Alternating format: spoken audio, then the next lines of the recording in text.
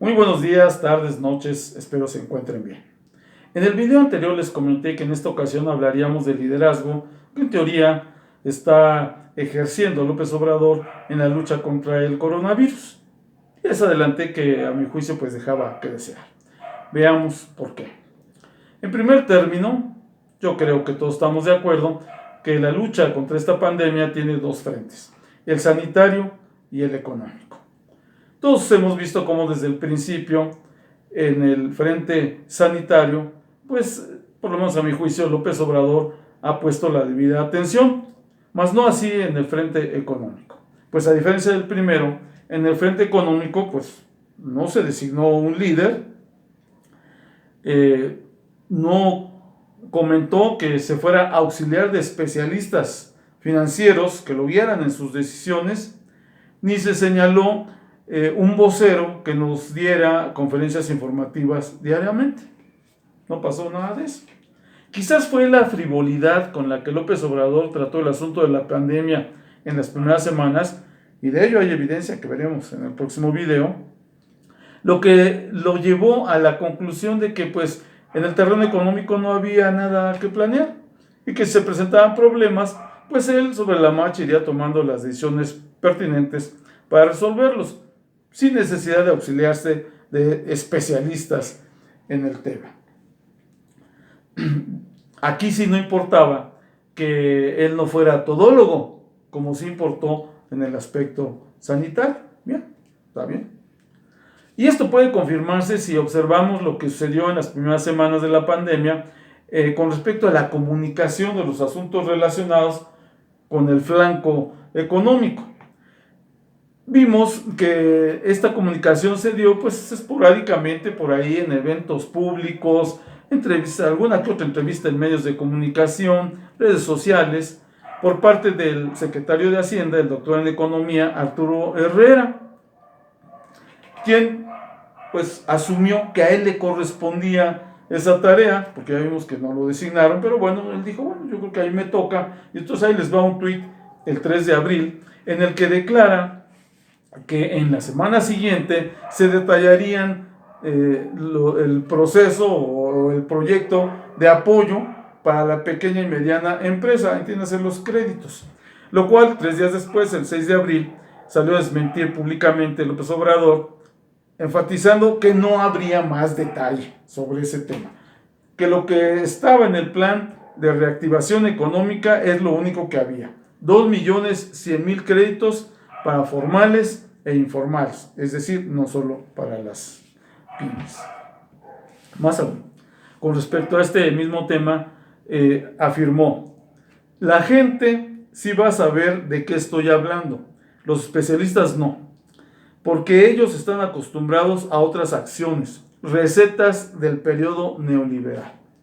Es evidente que el doctor Herrera encaja dentro de estos especialistas que no saben de lo que está hablando López Obrador, porque al día de hoy los créditos a los formales son manejados por el director del Instituto Mexicano del Seguro Social y los créditos a los informales son manejados por la recién incorporada a estas tareas Secretaría de Economía. O sea, por lo menos hasta ese momento, el secretario de Hacienda ha participado en calidad de metiche. Por cierto, no es la primera vez que López Obrador tiene una diferencia con el doctor Herrera. Ya en julio de 2019, cuando el doctor Herrera era subsecretario de Hacienda, declaró en alguna ocasión que había un subejercicio en el presupuesto de salud, a lo cual López Obrador, irritado, un tanto irritado, respondió que no había tal subejercicio, que lo que había era ahorros. Dijo que era simplemente cuestión de enfoques. Yo no sé si hoy día el señor López Obrador se esté arrepintiendo de haber ahorrado en el gasto de salud el año pasado. Probablemente sí.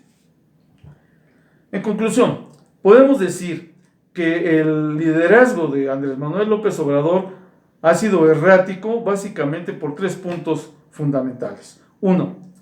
Tuvo un enfoque parcial al principio, atendiendo solamente el frente sanitario.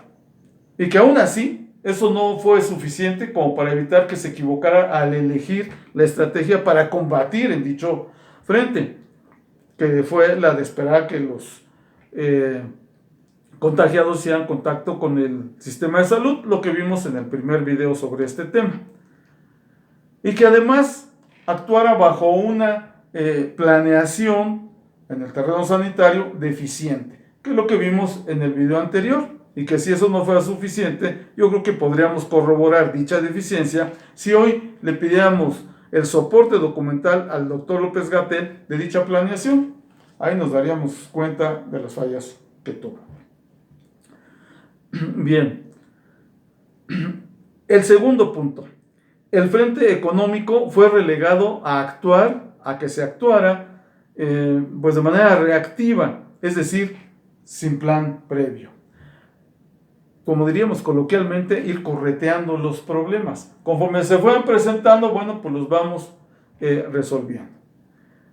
Este tipo de actuación en un líder lo que lleva es a una pérdida de autoridad, que efectivamente se dio o se ha dado. Si tomamos como ejemplo dos casos: uno, el de los gobiernos de los estados, que de plano algunos de ellos han optado por establecer su propio plan de acción contra el coronavirus, llegando a establecer acciones que no escuchan las recomendaciones del doctor López-Gatell. Y el segundo ejemplo podría ser el del Consejo Coordinador Empresarial, quien había previamente presentado su propuesta para combatir en el terreno económico la pandemia y que fue ignorada por López Obrador. En esas circunstancias, el Consejo Coordinador Empresarial, a través de su titular, el licenciado Carlos Salazar, pues decidió presentar su propio plan, usurpando las funciones y discurso del presidente de la República, porque presentó un plan contra el coronavirus que atendía tanto el aspecto sanitario como el económico, y llegó al clímax de declarar: no dejaremos atrás a ningún mexicano. Eso lo declaró el licenciado Carlos Salazar, usurpando claramente el discurso del presidente, ¿o no? Y por supuesto, López Obrador volvió a ignorarlos, porque él prefiere reunirse con los grandes empresarios, como lo declaró en su conferencia matutina del 7 de abril, diciendo que el día anterior se había reunido con estos grandes empresarios que forman parte del Consejo Mexicano de Negocios, que es un organismo que forma parte del Consejo Coordinador Empresarial. Es el organismo rector. El Consejo Mexicano de Negocios es un grupo de este organismo. Y que se reunió con estos empresarios, citando solo a tres: Carlos Slim, Alberto Bailieres, espero se pronuncie así, si no, una disculpa, y Germán Larrea. ¿Por qué citó nada más estos tres? La verdad no lo sé. Y como en los buenos tiempos del PRI, se limitó a decir López Obrador que en esta reunión los empresarios le habían dado o le habían expresado su total apoyo, que en lugar de irle a pedir, le fueron a ofrecer. Por parte de los empresarios, también como en los buenos tiempos del PRI, estos se limitaron a decir única y exclusivamente: fue un buen diálogo. Así, escuetamente. ¿Qué se acordó o qué se dijo en tal reunión? ¿Quién se la pidió a quién? No, bueno, pues eso, como no hubo un comunicado ni lo habrá, pues ya no lo vamos a saber. Como en los buenos tiempos del PRI, se va a quedar en lo oscurito. Lo que sí no se puede quedar en lo oscurito y sale a la luz es la incongruencia que significa el que los grandes empresarios estén de acuerdo total y absoluto con López Obrador en lo que él propone en la lucha contra esta pandemia, por lo menos en el terreno económico, y el organismo al que ellos pertenecen, que es el Consejo Coordinador Empresarial, a través del Consejo Mexicano de Negocios, esté en desacuerdo. Está raro, ¿no? Así que ¿quién los entiende? Y el tercer punto, quizás el más importante: es evidente que desde un principio López Obrador decidió ceder la iniciativa en el combate al coronavirus a los ciudadanos. Pues la acción crítica, la definitiva, la que significa la diferencia entre el éxito y la derrota, que es el quédate en casa, el distanciamiento social, depende del cumplimiento voluntario de nosotros los ciudadanos, es decir, del cumplimiento responsable. Esto necesariamente relega al gobierno a un segundo plano, el de atender a los heridos en el campo de batalla, entiéndase los contagiados. Y eso sí, a convencernos y echarnos porras, suplicándonos todos los días por todos los medios posibles, quédate en casa, quédate en casa, quédate en casa.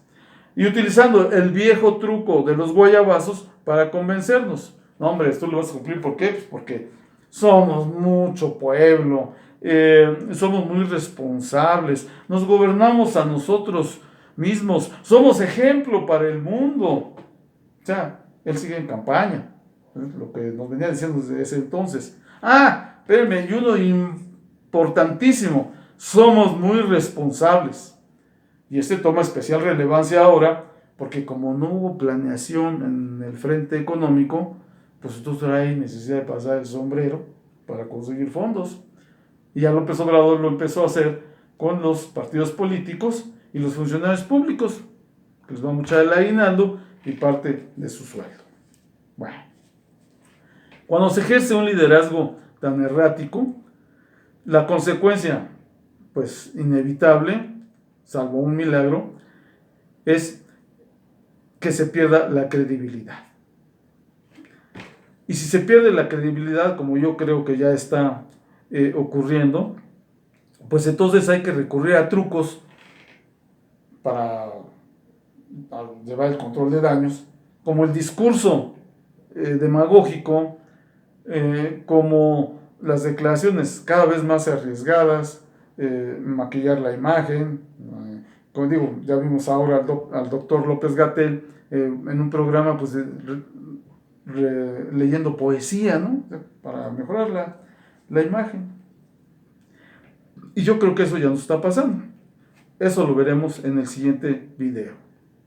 Lo único que sí voy a adelantar es una de esas declaraciones arriesgadas que el doctor López-Gatell ya había hecho varios días atrás, pero que ratificó, el 7 de mayo en su conferencia, en donde dijo que, y es textual, que entre el 6 y 8 de mayo estaríamos llegando aquí, al pico de la pandemia, que posteriormente empezaríamos a descender, es decir, el número de casos que se presenten al día siguiente será menor que los que se presenten el día anterior.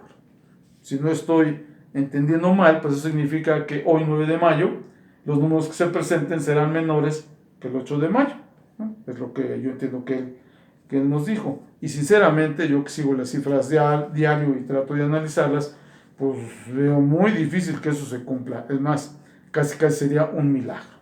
Pero por el bien de todos, yo deseo con todo el corazón que ese milagro se cumpla.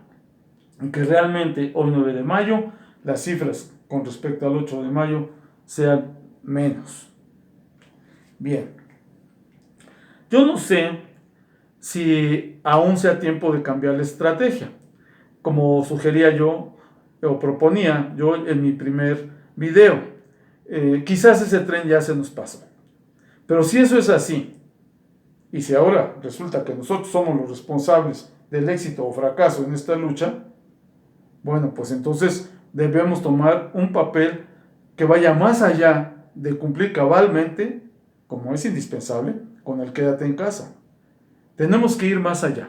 Y este más allá es exigir al gobierno un papel más protagónico, que no se limite a atender a los heridos y echarnos porras.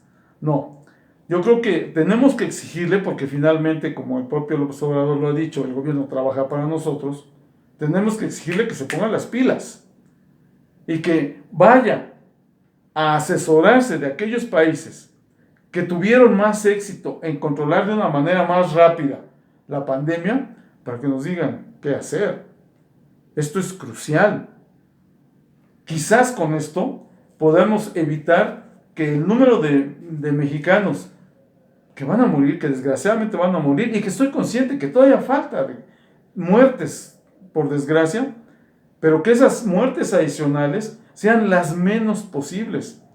Porque hasta ahora el discurso del doctor López-Gatell es de que ellos siempre se han ido anticipando y nos han ido diciendo pues que va a haber más contagios y más muertos, etcétera, etcétera, y que es inevitable. Que la única forma que tenemos de evitar más mortandad es quedándonos en casa. No, yo estoy en desacuerdo con eso. Yo no sé si realmente quedarnos en casa es lo único que podemos hacer para que haya más muertos. Yo creo que si nos asesoramos de otros países, quizás podamos encontrar que hay otras cosas que podamos hacer, que es a lo que se ha negado nuestro gobierno.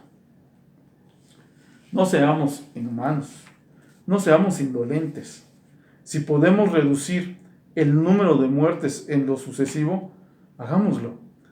Manifestémonos en las redes sociales exigiéndole al gobierno esa asesoría que hoy nos hace mucha falta. No nos conformemos con lo que el doctor López-Gatell nos dice que pues ni hablar, si no se quedan en casa hay más muertos, ni modo. Eso es culpa suya, no de nosotros, es culpa de ustedes que no se quedan en casa. No, yo no me conformo. Yo no creo que debamos resignarnos a eso. Como siempre les digo al final de los videos, es el turno de nosotros los ciudadanos. Tomemos conciencia y actuemos conciencia ciudadana. Gracias por su atención. Soy servidor Rafael Leonardo Santibáñez Langle.